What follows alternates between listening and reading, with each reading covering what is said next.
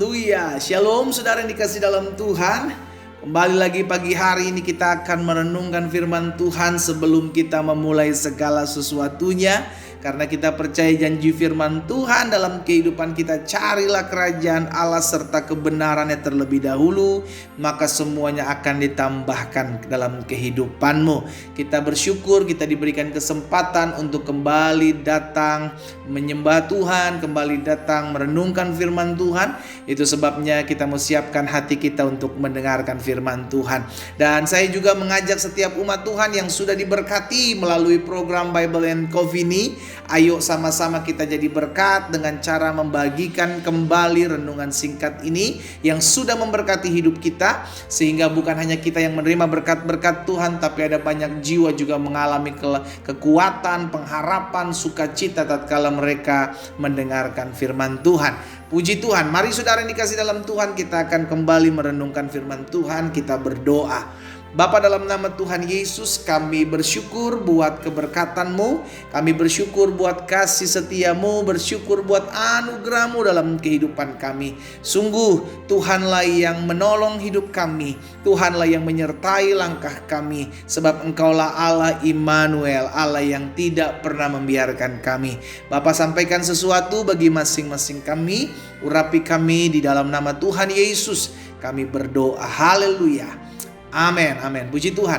Nah, saudara yang dikasih dalam Tuhan, pemazmur dalam Mazmur 33, Mazmur 33 ayat yang ke-18 dan ayatnya yang ke-19.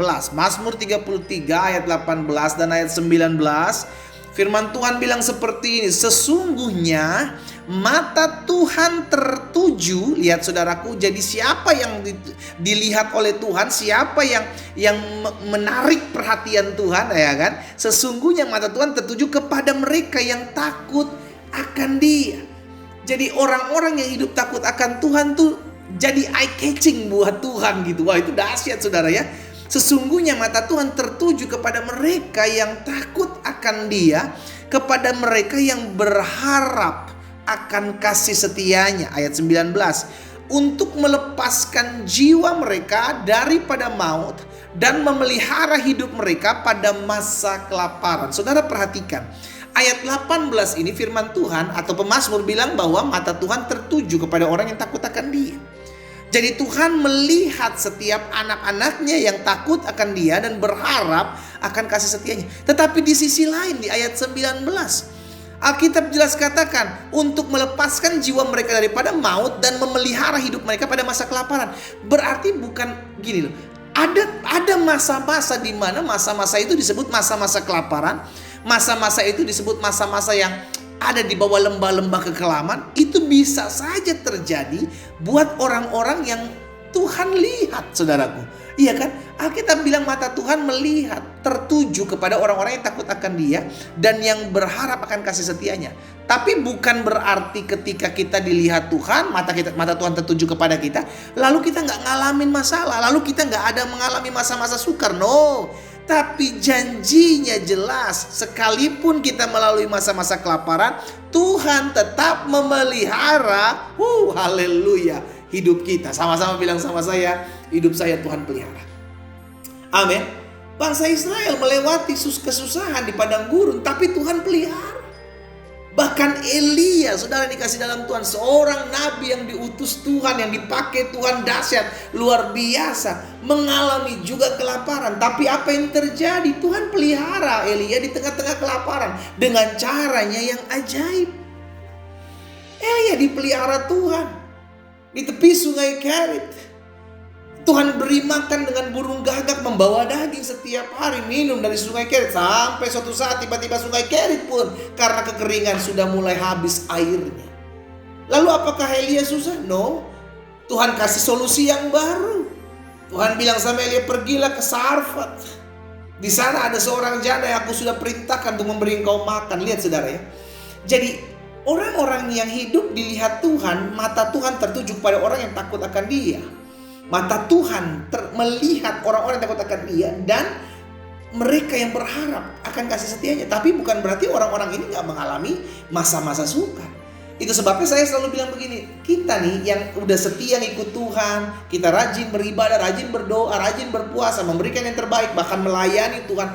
Kalau suatu saat kita dipercayakan Tuhan untuk mengalami masa-masa sukar, jangan komplain. Terus jangan cari siapa yang salah. Oh, ini karena si ini, karena si ini. Mungkin memang kita sedang mengalami pembentukan. Mungkin kita saat itu sedang diizinkan Tuhan untuk dilatih kedewasaan dan kepercayaan kita. Apakah engkau tetap benar-benar percaya sekalipun kau mengalami masa-masa sukar saat ini? Karena sangat gampang kita bilang saya percaya Tuhan, saya mengasihi Tuhan ketika keadaan semua baik. Tapi apakah tetap seperti itu ketika sama seperti Tuhan izinkan kepada Ayub? Iya kan? Berarti yang kita pelajari hari ini sebagai bahan perenungan kita, Tuhan tetap menjadi Tuhan yang memelihara hidup kita apapun yang terjadi. Karena apa? Karena mata Tuhan melihat saudara dan saya. Karena mata Tuhan melihat saudara dan saya, maka Tuhan mempersiapkan segala sesuatunya yang baik. Tapi bukan berarti kita nggak bisa mengalami kesusahan ya saudara ya. Ingat, Yesus bilang barang siapa mau mengikut aku, ia harus sangkal diri, ia harus pikul salib dan mengikut aku setiap hari. Ada salib yang harus saudara dan saya pikul. Salib itu bicara tentang pergumulan kita, penderitaan kita, kesusahan kita yang harus kita pikul selama kita mengiring Tuhan. Jangan kita lepaskan. Justru dengan salib itu kita melihat kemuliaan Tuhan. Justru dengan salib itu kita melihat kuasa Tuhan. Tapi yang perlu kita ketahui, Tuhan tetap memelihara kita. Di masa-masa kesukaran Tuhan tetap pelihara, Tuhan kasih kekuatan, Tuhan kasih penghiburan. Di masa-masa sukar Tuhan kasih pengharapan, sukacita. Tuhan kasih orang-orang yang ada di sekeliling kita yang pada akhirnya bisa menguatkan kita. Di dalam Mazmur 34 ayat 11, pemazmur bilang begini, singa-singa muda boleh merana kelaparan, tetapi orang-orang yang mencari Tuhan, orang-orang yang takut akan Tuhan, tidak kekurangan suatu pun yang baik. Amin. Jadi orang-orang yang cintai Tuhan, orang-orang yang takut akan Tuhan, orang-orang yang mengasihi Tuhan, orang-orang yang mencari Tuhan, engkau akan melihat pemeliharaan Tuhan ajaib terjadi dalam hidupmu. Karena Tuhan adalah Tuhan yang memelihara kehidupan saudara dan saya. Sekalipun kita menghadapi masa-masa sukar, hadapi. Sekalipun ada orang-orang yang berusaha menjatuhkan kita, hadapi. Kita tidak pernah berjalan sendiri. Dia Allah Immanuel. Allah yang sekali-kali tidak pernah meninggalkan kita. Allah yang sekali-kali tidak pernah membiarkan kita. Kalau Yesus saja diutus buat setiap kita menjadi juru selamat saudara dan saya. Oleh karena manusia telah berdosa dan telah kehilangan kemuliaan Allah, Alkitab katakan kita diselamatkan. Yesus mati pada saat kita masih berdosa. Apalagi sekarang kita sudah dianggap anak, diangkatnya jadi anak, dibenarkan di hadapannya. Masakan Tuhan tidak tolong saudara dan saya?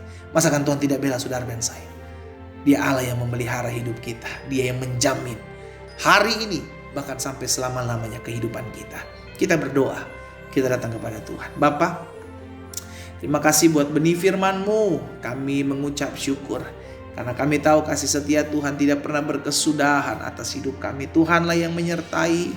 Tuhanlah yang menolong kami. Tuhan yang memampukan kami untuk tetap terus bersyukur dalam segala sesuatu. Karena kami tahu sekalipun sampai hari ini kami masih lihat badai hidup ada dalam kehidupan kami. Kami tahu pembelaan Tuhan, pertolongan Tuhan, pemeliharaan Tuhan tetap menjadi milik bagian kami. Hamba berdoa buat setiap umat Tuhan. Dimanapun mereka berada, biarlah Tuhan tuntun, Tuhan sertai, ingatkan kami bahwa mata Tuhan tertuju kepada mereka yang takut akan Tuhan dan berharap kepada kasih setia Tuhan, dan melepaskan kami daripada segala mara bahaya.